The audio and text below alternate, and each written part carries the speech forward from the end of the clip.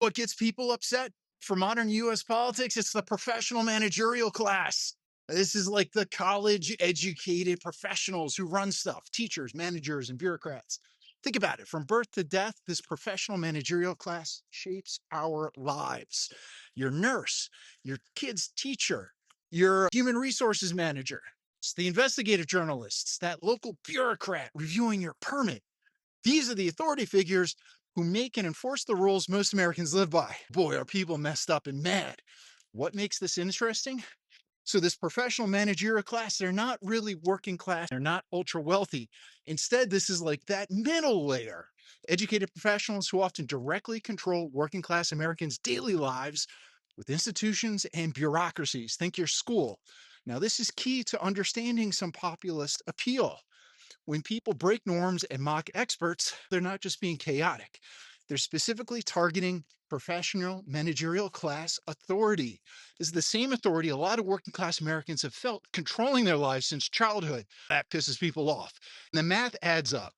Why did college white women prefer somebody by large margins? A lot of folks see in politicians that same professional managerial class authority figure they've seen their whole lives, telling them what to think, how to behave, what values to hold, how to raise their kids. Now, when professional managerial class people talk about structural racism or climate change, a lot of working class Americans just don't hear policy positions. They hear the same tone they get from every authority figure in their lives, telling them they're wrong and they need to change.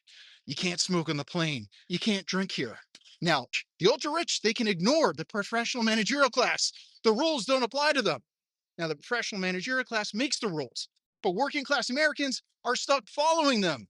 This dynamic, everybody resents it, and it shapes voting patterns in ways that a lot of people overlook. Modern US politics isn't really just like left versus right or rich versus poor. It's about who gets to make the rules, who has to follow them, and who gets to break them without any consequences.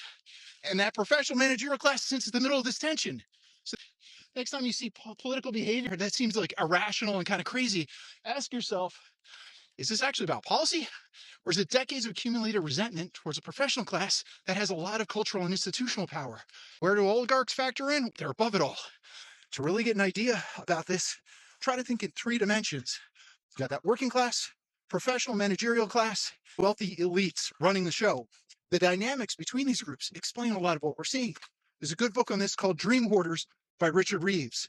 You've got class, politics, and high school party.